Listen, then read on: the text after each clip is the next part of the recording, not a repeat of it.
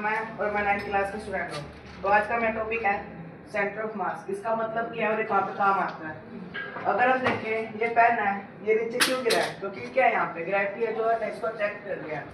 अगर यहाँ से मैं इसको ड्रॉप करता हूँ, ये नीचे गिरेगा क्योंकि ग्रेविटी है। लेकिन अगर मैं किसी ऑब्जेक्ट का जो सेंटर है, उसका जो मास है, इंक्रीज कर दूँ तो ये नीचे नहीं गिरेगा। लाइक अगर मैं यहाँ से फोर्स लगाऊँ, मैं फोर्स लगा रहा हूँ, ये नीचे क्यों नहीं गिर रहा? क्योंकि जो इसका जो मास है सेंटर में वो इंक्रीज है। यहाँ पे इसका मास कम है, लेकिन जो इसके बीच में है, जो इसका मास है इंक्रीज है यहाँ से डिफरेंस में। अगर मैं फोर्स लगाता हूँ तो ये नीचे नहीं आएगा। अब आपने देखा होगा जब आप साइंस एग्जीबिशन में जाते हो तो वहाँ पे भी ये क्या कहते हैं दिखाया जाता है ये क्यों, क्योंकि ये 10th क्लास में इसका एक चैप्टर भी है सेंटर ऑफ मास के। तो आप देख सकते हो अगर मैं फोर्स लगाऊँ तो नीचे नहीं जा रहा।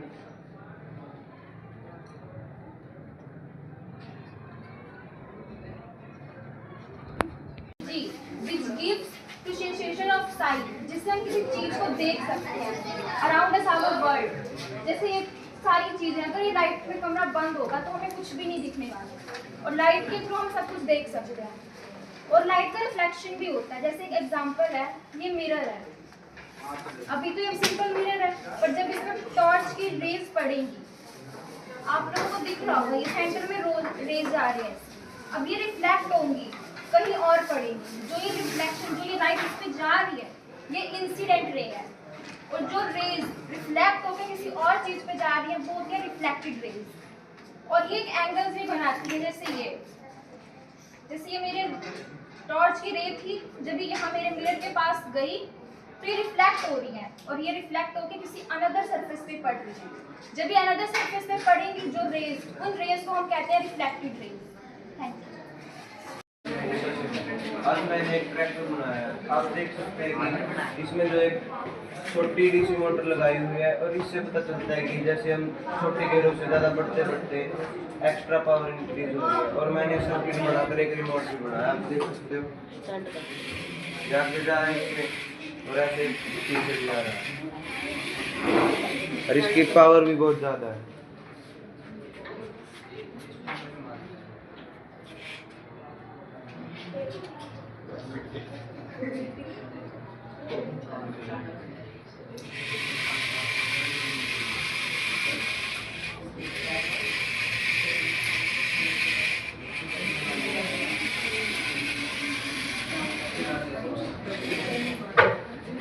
इसका एंगल है 90 डिग्री। अगर हम एक कोई लाइट पास कर रहे हैं किसी मिरर से तो उसकी इमेज हमेशा एक परपेंडिकुलर बनेगी, और जो एंगल ऑफ इंसिडेंस है वो एंगल ऑफ रिफ्लेक्टेड से इक्वल होगा।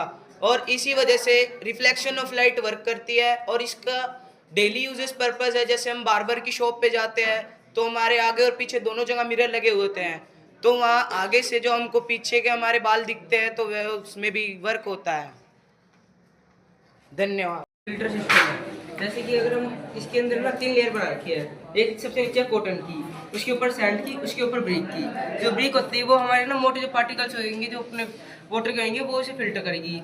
जो सैंड है, जो से पतले पार्टिकल है उसको फिल्टर करेगी। और जो लास्ट वाली जो कॉटन की जो लेयर है वो पूरी फिल्टर करके देगी आपको। जैसे कि इसमें मैं पानी डालता हूँ,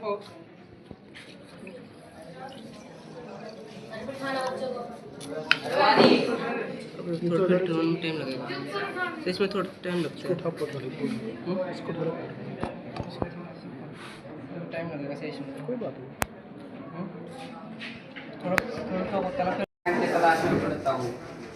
आज का मॉडल हाइड्रोलिक जेसीबी, ये पास्कल लॉ पे निर्धारित है और ये बिना किसी बिजली का उपयोग के चलती है।